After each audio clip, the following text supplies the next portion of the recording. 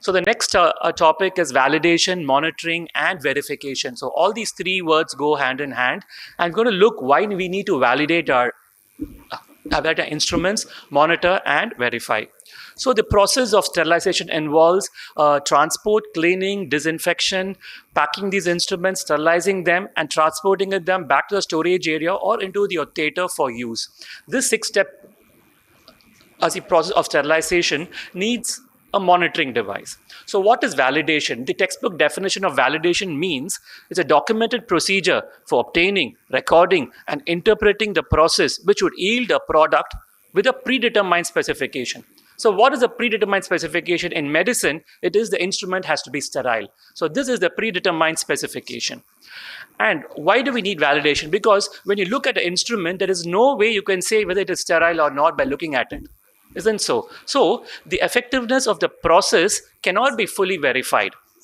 For example, the sterilization. Hence, we need to validate the sterilized instruments to know that whether the process has been worked well. So to define it simply, validation means justifying things for what you are doing. For example, why are you keeping at 121 degrees Celsius? Why can't it be, say, 115 at 10 psi or so? So this validation is what is important, and this in layman's term is called validation. What is monitoring? There is multiple steps involved in the process of sterilization, and checking this is called monitoring. For example, you have to check the temperature and pressure gauges. This is monitoring. And finally, we need to double check what we are doing, and this is the biological indicator. So validation, monitoring, and verification goes hand in hand. This only is going to prove that your sterilization cycle has really worked. And whenever you sterilize any equipment, make sure you follow the manufacturer guidelines. Read into the print which tells you how an instrument has to be packed, wrapped or unwrapped, what temperature it has to be exposed to, and whether it be placed inside bins or not. Because we're going to call for a warranty or guarantee, these things are very important. They ask you how you're really sterilizing these equipments. So validation consists of three parts. As Dr. Nirmal told you, the installation qualification. When you buy an autoclave, the vendor has to give you certain details and certificates, the operational and the performance qualification. So installation is something called the calibration certificate. The vendor tests all the electrical and leakage of the autoclave. The operational qualification is to check the pressure gauges, gaskets, whether they are functioning properly. And finally, what we are dealing with is the performance qualification, which can be divided into parametric validation and biological. Parametric simply means all the physical temperature which you measure, and biological is the biological indicator which you're following. So this is a report of how a calibration certificate looks like. These are the operational qualification, the class indicators which Dr. Kalpana Madam elaborated to you. The biological indicator is the only indicator which tells you that a load is sterile. It contains the spores of Bacillus thuringiensis. Why do we use this bacteria? Because it has the maximum D121 value, which simply means that it is most thermoresistant. So this is a slide which I want you to look clearly. For routine sterilization loads, the physical parameters and class 1 indicator has to be stuck for all loads, whether it's a linen or instrument. If it's a linen load, you can just use a class 5 or a class 6 or a biological indicator as per your choice. But if you're using ophthalmic instruments which has a lot of lumen in it, you have to use a biological, a class 5 and a Bovidic for all your instruments. So when is a biological indicator indicated? Whenever you install an autoclave, you relocate it, there's a malfunction, there's a repair, and a sterilization failure. Along with the biological indicator, there should be a negative test of a biological indicator, along with a class 5 integrator and all the printouts. Only when you get all these details, an autoclave can be functional. And this is what you have to do when you install. The most important thing is what is highlighted in red. If you're using a non-class B autoclave, the validation has to be done in a fully loaded chamber because the air is not removed. But if you're using a class B autoclave, you have a vacuum pump, the validation has to be done in an empty chamber. So this point is a take-home message. So this is a summary of the validation. So this is a video which tells you how the validation is done. So after you pack all these instruments, they should be packed very evenly. And this is the class 1 indicator which is stuck on the outside of every tray.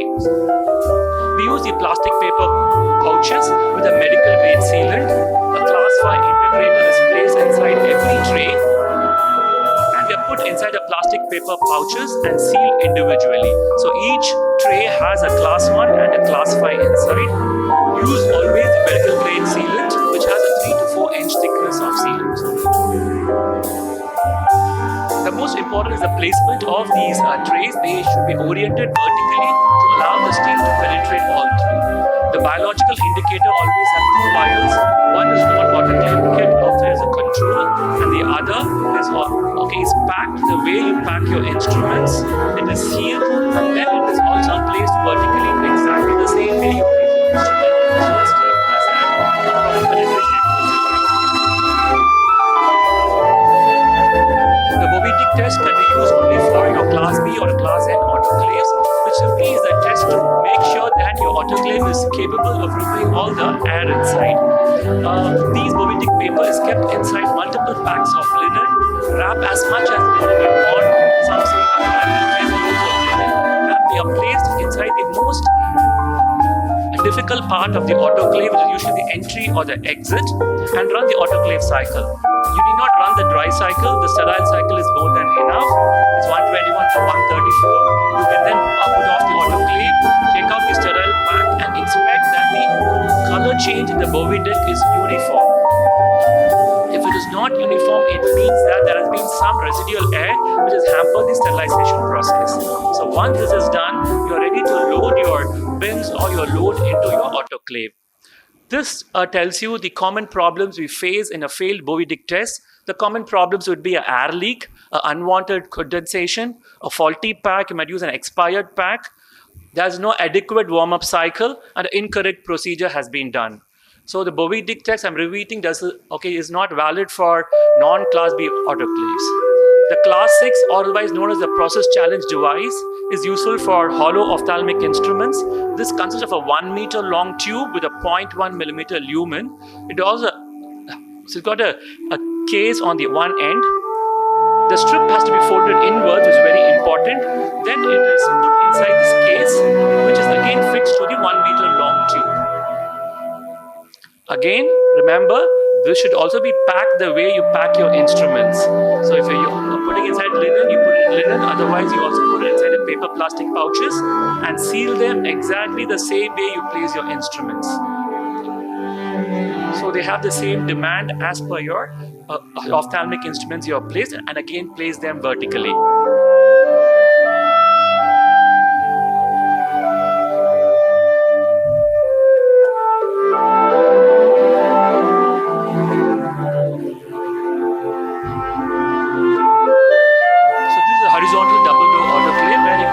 Instruments going in a vertical fashion.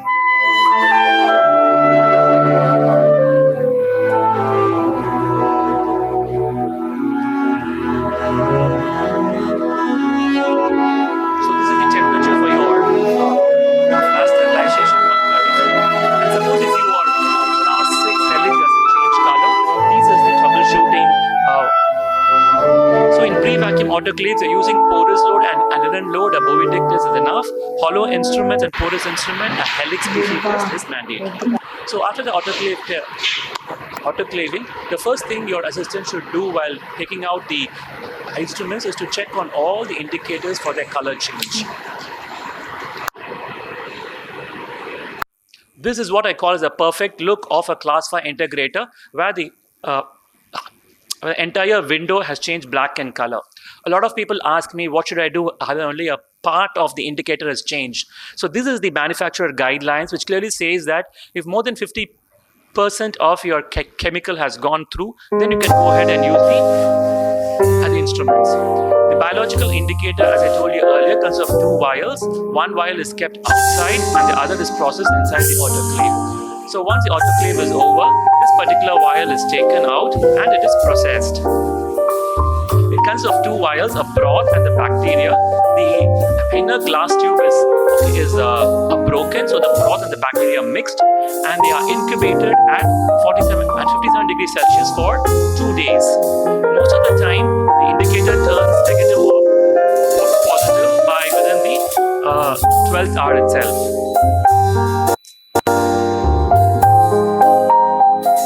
So this is the unprocessed unprocessed vial where the color has changed to yellow, whereas the processed vials, there is no growth of bacteria, so it still remains as violet. Once in a while, you can also process these vials in a third-party lab to ensure that your incubator is working well. So all the documentation Dr. Gagan will be dealing with in the next talk.